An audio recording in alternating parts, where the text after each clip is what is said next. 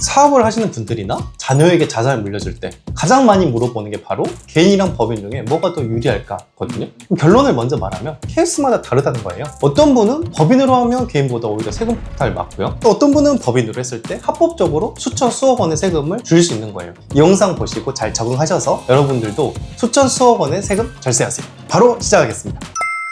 대표님 꼭 이제 부자 되려면 뭐 법인이나 이런 얘기 하잖아요. 법인으로 바꾸면은 개인이 돈을 뺐는데 좀 어렵다 들었거든요. 그럼에도 불구하고 왜 부자 되려면 법인을 꼭 가져라 라고 말하는 그 이유가 뭐예요? 크게 세 가지로 요약을 해볼 수 있을 것 같아요. 일단 첫 번째로 법인세율이 종합소득세율보다 훨씬 쌉니다. 예를 들어서 쉽게 설명을 해볼게요. PD님이 열심히 일을 해서 내가 소득을 한 10억 정도 벌었다. 연애. 엄청난 숫자죠? 근데 개인으로 벌면 절반 이상, 5억 이상을 세금이랑 건보료로 뜯깁니다. 엄청 억울하지 않을까요?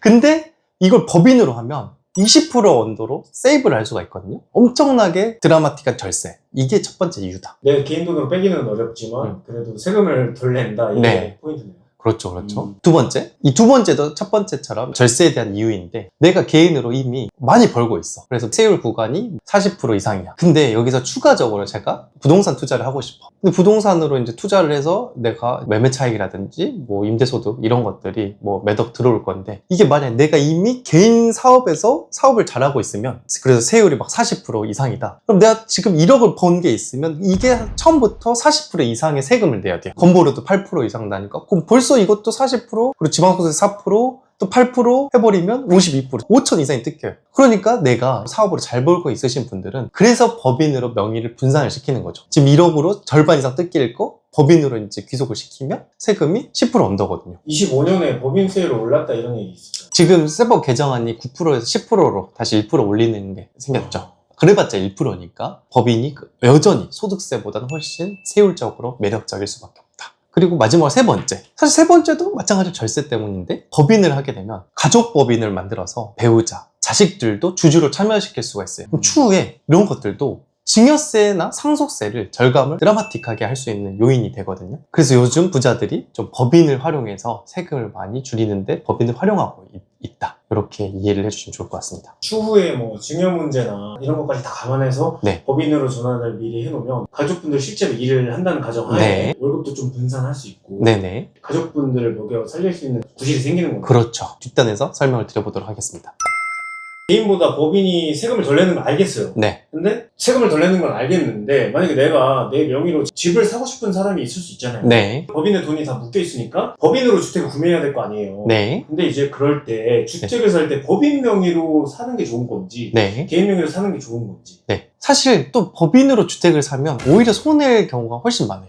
세모님 방금까지는 법인이 절세가 엄청 된다면서요? 라고 생각을 할 수가 있는데 이 케이스마다 완전히 달라지는 거거든요. 어쩔 땐 개인이 유리할 때가 오히려 많을 수 있다. 대표적인 게 주택투자인데 지금 현재 세법상 법인으로 주택을 사면 취득세가 중과가 바로 되거든요. 13.2에서 13.4%. 오히려 개인으로 샀을 때는 뭐 1에서 3% 취득세 냈고 법인으로 했을 때 막 13.2, 13.4 이렇게 세금을 취득세를 낼 수가 있고요. 또 법인은 지금 현재 어쨌든 종합부동산세도 과세가 중과되고 있고 마지막으로 양도를 할 때도 법인은 추가과세라는 개념이 있는데 그런 거에 있어서 손해를 봐요. 취득할 때, 보유할 때, 매도할 때 이 세 단계에서 다 개인보다 손해를 보고 있기 때문에 오히려 법인보다 개인이 더 유리한 경우가 많다. 그래서 케이스마다 내가 어떤 의사결정 하느냐에 따라서 개인이 나을지 법인이 나을지 달라지므로 이거는 사전에 세무사님이랑 논의를 하신 후에 의사결정 하시는 게 절세의 지름길이다. 이렇게 생각을 해주시면 좋을 것 같아요.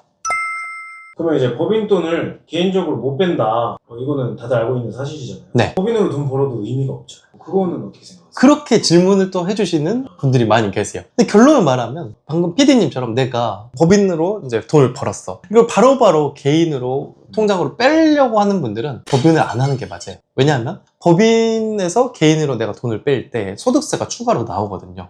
그럼 세무사님 그 법인에서 개인으로 돈을 빼는 게 안 되면 의미가 없는 거 아니에요? 벌어봤자? 그쵸. 법인세 내야 되지. 소득세 내야 되지. 네, 이렇게 생각하시는 분들이 많은데 결론 말하면 사업을 내가 1, 2년 하고 그만둘 사람들은 그게 맞아요. 근데 내가 사업을 평생 할 건데 굳이 돈을 빼야 되냐에 대한 의문이 저는 있는 거죠. 내가 어차피 돈을 번 거에 대해서 사업을 계속 재투자를 할 거란 말이죠. 근데 사실 법인은 내가 법인세를 일단 엄청 적게 세금을 내고 추가로 돈을 뺀 거에 대해서만 소득세를 내잖아요. 소득세는 내가 아무리 통장에 돈만 쌓아두고 실제로 이 돈을 쓰지 않더라도 일단 내가 벌었으면 세금을 엄청 낸단 말이에요. 근데 내가 그럴 사람이라면 굳이 소득세로 내가 뭐 10억 벌었을 때 5억 이상 뜯길 게 필요하냐는 거죠. 법인으로 내가 10억을 벌고 이거에 대해서 계속 사업에 투자할 거라면, 근데 사실 생활비를 내가 뭐 10억을 벌어서 10억을 쓰진 않잖아요. 생활비는 뭐 예를 들면 일반적으로 1억이 언더일 텐데, 결혼을 특히 안 하신 분들은 터득 쓸 게 없을 텐데, 저 같은 일반 미혼 남성은, 저 같은 경우에는 그냥 번 거를 재투자를 하거든요, 사업에. 그리고 통장에만 있고. 그러면 사실 저 같은 사람들은 법인세로 되게 적게 내고, 자산을 취득을 할 때라던가 내가 딱 필요한 정도의 돈만 빼서 그 부분에 대해서만 소득세를 내면, 사실 소득세를 아까 10억을 벌었을 때 5억 낸다고 했지만 이런 식으로 하면 법인으로 10억을 벌었을 때 제가 보기엔 3억도 안 내거든요. 그럼 굳이 이렇게 할 필요가 있냐? 가족법인을 만드는 게 차라리 유리하다 하는 사람들은 어떤 분들이에요? 결국에는 법인이 유리한 사람들은 크게 말하면, 첫 번째, 감면 공제가 안 되고 소득을 많이 버시는 개인 사업자분들, 그리고 내가 궁극적으로 자녀와 배우자들에게 증여를 해줄 수 있는 사람들, 그리고 내가 번 소득을 부동산 같은 자산을 취득을 해서 이 자산 증식을 목표로 하는 분들, 비주거형 건물이어야겠죠? 주택은 불리하니까. 그래서 이런 분들은 사실 가족법인을 했을 때 훨씬 유리한 게 많다, 이렇게 봐주시면 되세요. 그럼 반대로 하면 안 되는 사람들도 있을 것 같은데. 맞아요. 방금 말한 걸 반대로 이제 보면 되는데, 사업을 하는데 소득이 아직 크지 않는 사람들, 굳이 법인 만들 이유 없어요. 법인을 만들 행정비용만 더 나가요. 두 번째로 감면 공제 같은 세제 혜택을 받을 수 있는 분들, 내가 청년 창업가면 100% 받을 수 있어. 법인 굳이 할 필요 없죠. 그리고 주택을 투자하려는 분들, 그리고 내가 버는 돈을 족족 개인 통장으로 빼야만 하는 분들, 이런 분들은 사실 법인으로 하면 오히려 손해가 된다.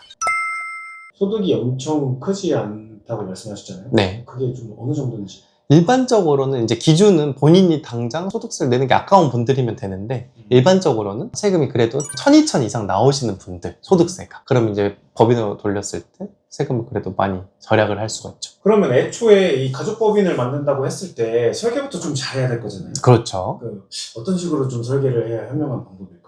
일단 처음부터 내가 증여를 해주려고 생각을 하는 분들, 마음을 먹은 분들, 뭐 배우자나 자식들, 이분들은 처음부터 주주로 등재시키면 좋아요. 사업을 초기에 할 때 내 이름을 100% 하고 이후에 이분들을 추가로 이제 들어오려고 하는 사람들이 많이 계시는데, 결론 말하면 오히려 손해가 됩니다. 내가 가족법인을 만들면 내가 법인을 만드는 것 자체가 법인의 주식이라는 게 생겨요. 비상장 주식, 상장되지 않은 비상장 주식이 생기는데, 이 비상장 주식의 가치평가라는 게 항상 이루어지거든요. 지금 처음부터 했을 때 거의 액면가액이 그 주식의 가치인데, 이게 내가 사업을 하다가 순이익이나 자산이 늘어남에 따라서 비상장 주식의 가치도 늘어나요. 그럼 내가 지금 당장 초기부터 가족들을 이제 주주로 등재시켰을 때나, 이거를 나중에 내 사업이 어느 정도 잘 되었을 때 가족을 주주로 등재시켰을 때 내 증여세가 엄청 확연히 차이가 나요. 현실적으로 지금 가족법인을 처음에 만들었을 때부터 주주로 등재시키면 공제 범위 한도 내로 주주를 등재시킬 수 있는데, 나중에 내 가치가 엄청 커졌다, 법인 가치가. 그럼 이분들한테 증여세를 일단 거기서 수천만 원을 막 내야 될 가능성이 큽니다. 처음부터 대부분 모르시거든요. 비상장 주식이 평가되고 주주를 하려면 증여세 이슈가 발생한다는 사실 몰라요. 이런 것들 유념하시고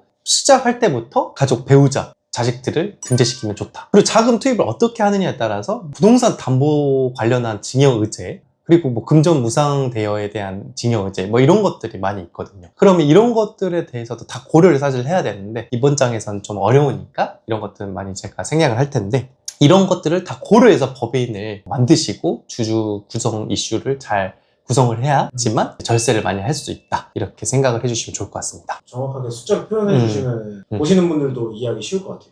좋아요. 그럼 제가 일단 개인으로 사업 위에 추가로 상가 투자를 했을 때를 한번 가정해서 말을 해볼게요. 이미 개인으로 월 1,000만 이상 버시는, 이미 소득세율이 최소 35% 이상 세율 구간일 거란 말이죠. 이럴 때 내가 만약에 이걸 개인으로 하면 세금이, 내가 1억을 벌었다, 부동산을 뭐 1억 발생했다, 이미 35%, 40%, 그리고 건보료까지 하면 절반 이상이 내가 세금으로 뜯긴단 말이야. 근데 이거를 법인으로 벌면 법인세율을 9.9% 구간까지 낮출 수 있고, 건보료도 최대한 낮출 수 있고. 건보료 왜 낮출 수 있냐? 개인은 내가 소득을 벌면 그 소득에 대해서 8%가 뜯겨요. 근데 법인은 돈을 벌더라도 대표자 급여 부분이 예를 들면 월 200이다. 200에 대한 건보료 8%만 나오거든요. 내가 1억을 벌었더라도. 그래서 훨씬 건보료도 낮출 수가 있어요. 그래서 일단 소득세랑 건보료만 해도 법인으로 했을 때 개인보다 무조건 2배 이상 세이브가 될 겁니다. 그 다음에 또 하나 제가 설명을 드려보면 가족법인 사례인데요. 토지와 건물을 부모가 이제 가지고 있을 때 이걸 자식으로 넘길 때 한번 사례를 들어 설명을 해볼게요. 이걸 일반적으로 자녀한테 한 번에 넘기는 분들이 많이 계신데 그럼 증여세 폭탄을 맞습니다. 이거를 절세 측면에서 어떻게 하면 좋으냐? 일단 건물만 미리 넘기는 거예요, 자녀한테. 무슨 뜻이에요? 땅 빼고? 네, 땅을 빼고 건물만 자녀한테 넘길 수가 있습니다. 이것도 가족법인 만들어가지고 자녀가 이제 주주인 100% 법인을 만드는 거예요. 그러면 이 건물이 일반적으로 토지와 건물을 내가 부동산이라고 하잖아요. 이거를 넘길 때 건물만 넘기면 증여세가 확 줍니다. 왜냐? 토지가 일반적으로 가치가 높고요. 건물은 일반적으로 가치가 훨씬 낮습니다. 그렇게 네. 할 수 있어요? 그렇게. 처음 듣는. 그렇게 할 수가 있어요. 그러면 토지 건물을 한 번에 넘겼을 때보다 일단 건물만 넘겼으니까 증여세가 확 떨어졌겠죠? 그럼 일단 건물에 대해서 넘기고 이것도 사실 토지와 건물을 예를 들면 합쳐서 100억대인 빌딩이 있다. 그럼 건물만 넘길 때 20억이 안 되는 경우도 많아요. 100억에 대한 증여세보다 20억에 대한 증여세가 훨씬 낮겠죠. 20억에 대해서 증여세를 일단 내고 그 가족의 법인으로 그렇게 되면 어떤 상황이 있냐? 건물 입장에서 토지를 빌려서 지금 사업을 하는 거거든요.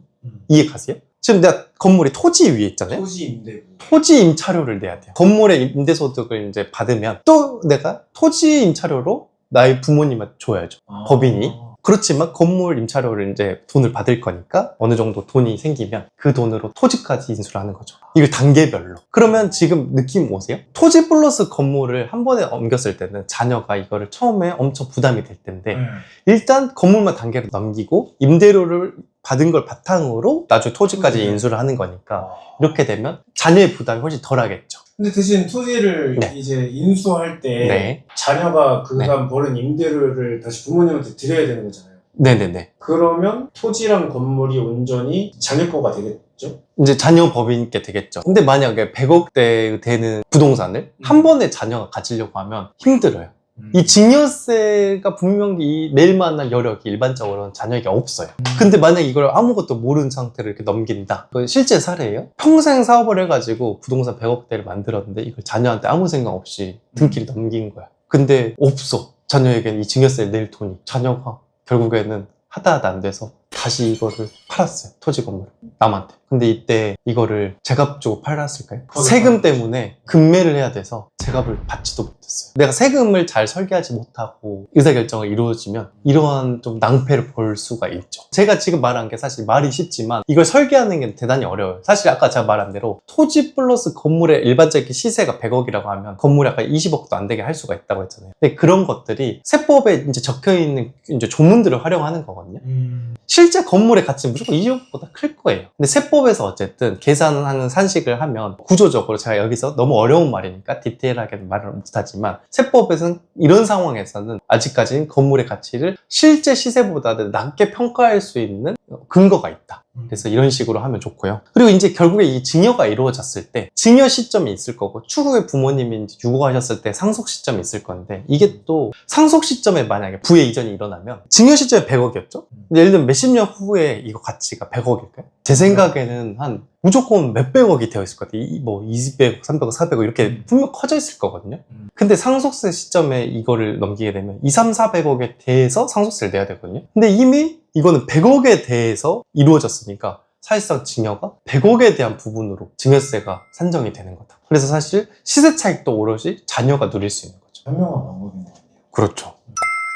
오늘은 가족법인을 어떤 사람이 하면 좋고 또 어쩔 때 개인 유리하고 어쩔 때 법인이 유리한지에 대해서 이야기를 한번 해보았어요. 사실 말로 들었을 때는 이게 어떤 분들은 이거 쉽네 이럴 수도 있지만 그래서 해봐 라고 하면 정말 어렵거든요. 그래서 이런 것들은 세무 전문가이신 세무사님과 사전에 이런 전문가의 치밀한 설계가 필요한데 주주지분 비율을 어떻게 해야 되고 자본금을 또 어떻게 세팅하느냐에 따라서 세금이 천지 차이로 바뀌거든요. 그래서 가족법인에 관심이 있으신 분들이 주위에 계신다면 이 영상 마구마구 공유 부탁드리겠습니다. 도움이 되셨다면 구독, 좋아요, 댓글 알림 설정 부탁드립니다. 시청해주셔서 감사합니다.